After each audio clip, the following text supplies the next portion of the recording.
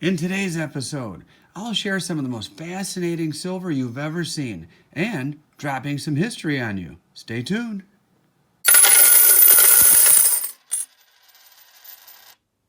T. Hello, silver fans. This is T, and you're in the place to be for silver education, acquisition, and entertainment. Today, something a little different. I'm going to share some silver with you that is not stacking silver, but something very, very interesting, and I think you'll enjoy it. So I was participating in a Facebook auction, and I came across something while I was looking for silver to add to my stack, something that wasn't exactly stacking silver, but it was very, very intriguing, and I just couldn't pass it up. So I bid and won these two items you see before you right here.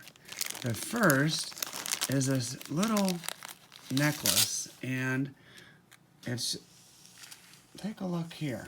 You can see it has the words World Columbian Exposition, Chicago, 1893. Someone made this into a little amulet to hang around your neck and wear. And not only that, in that very same auction, I picked up this ring that, of course, it's 90% silver. And the reason I said it's not stacking silver is because I paid a little bit more of a premium on this as compared to what you would normally pay for silver that is 90%.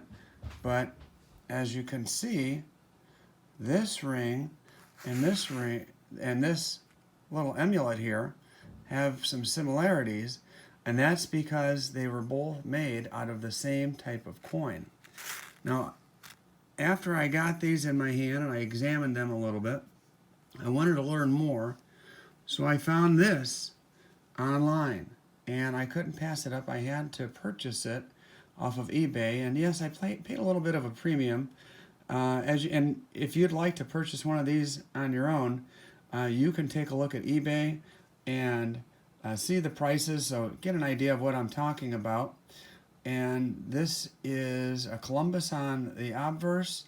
The reverse has his ship, the Santa Maria. It's 1492. And after doing some research, I found that this coin, and by the way, you've probably figured out by now, this little amulet here, and how they cut these letters out, I have no idea. And this looks like it was done a long time ago. Just by the toning, it doesn't look like these were just cut last week, I can tell you that. Who knows, maybe somebody made this in the 1890s as a trinket after the World's Fair. So these two items, obviously, were made out of a coin just like this. And so I was intrigued after I got this coin home and did a little research, and I found that, my friends, this is the first ever commemorative coin created by the U.S. Mint. And it was a flop, an absolute flop. The World's Fair was going to happen in Chicago in 1893. And in order to help fund the World's Fair, or the Columbian Exposition, to commemorate the 400-year anniversary of Columbus coming to the Americas, the U.S. Mint and the U.S. government created these as a fundraiser to make money to help fund the World's Fair. In 1893, the World's Fair was set to become the biggest exposition that the world had ever seen. That point in history is extremely fascinating as well. As a matter of fact, the reason I have this book here is because this is one of my favorite books, Devil in the White City, and the backdrop of this book is the Chicago World's Fair. And what fascinates me about this book is that it's a true story. It's a true story of America's first ever serial killer. It's chock full of Chicago history, murder, mayhem, and crime solving. And like I said earlier, the most fascinating thing about the book is that it's a true story. So, as one of my favorite YouTubers, Silver Heist, always says, he likes a coin with a good story. This coin here is just a small part of the story of the 1893 Chicago World's Fair, the Columbian Exposition. Now, some of the buildings that were described in this book right here still exist. And of course, anything Chicago, I have a high affinity for. And if you've ever been to the Museum of Science and Industry in Chicago, that building was one of the over 200 buildings that were built in order to put the Columbian Exposition together. So was the Jackson Park Lagoon and the Art Institute of Chicago. So what an undertaking this was in the 1890s to build all these buildings, over 200 buildings for an exposition. The quality of these buildings, if you go to the Art Institute of Chicago or the Museum of Science and Industry, you'll see that it's the quality is incredible. That builders were able to build something like that and basically throw it up at a time in order to rally for that fair. And these two buildings that I just mentioned are still standing today. Now, what happened at the Chicago World's Fair in 1893? Well, it's amazing. Some of the things that we take for granted in our everyday lives were introduced at the Chicago World's Fair. Things like the Ferris wheel, the zipper, Cracker Jacks, and the very first ever voice recording was introduced to the world at the Columbian Exposition back in 1893. Now think for just a moment, just imagine, you can listen and watch me, just a common citizen, on a street in Dubai, in Paris, or in a crib on the south side of Chicago.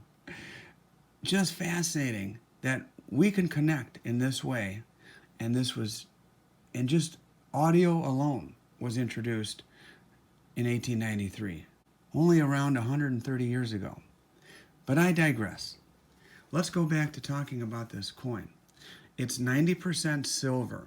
And when I said earlier that it was a flop, it was. The public wasn't interested in this commemorative coin. Tons and tons of them were melted down because they weren't purchased. Back then, people didn't like premiums either, just like now. And they were melted down. And this is a 50-cent piece, 90% silver.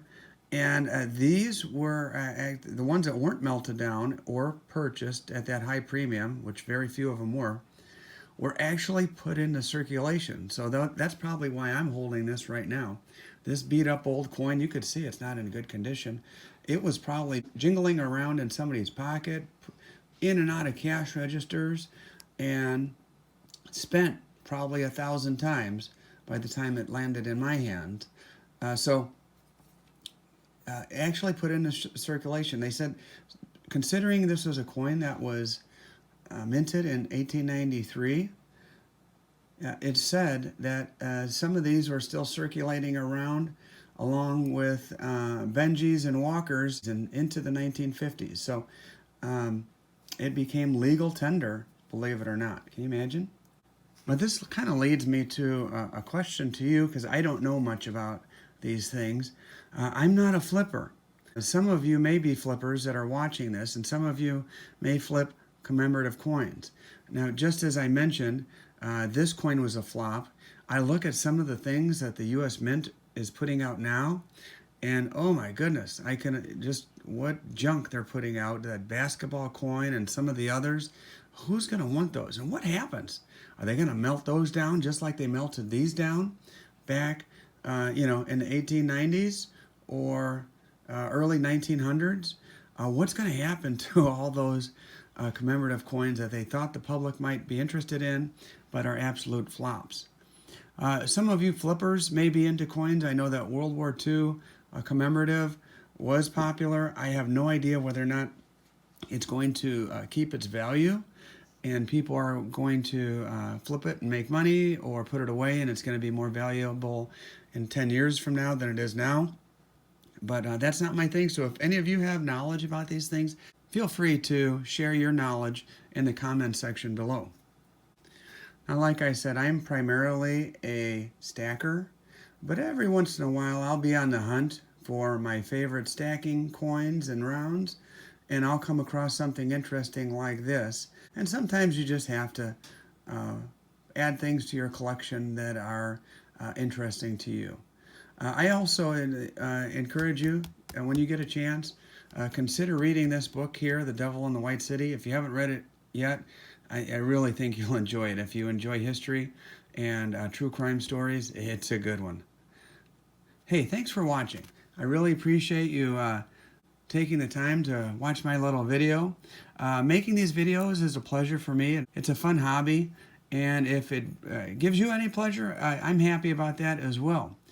On today, December 20th, I'd like to take this opportunity to wish everyone who's watching a Merry Christmas. And if you're not a Christian and not participating in our special holiday, one of our most sacred of days throughout the calendar, I wish you peace as well. Take care, and we'll see you in the next one. Bye-bye. T.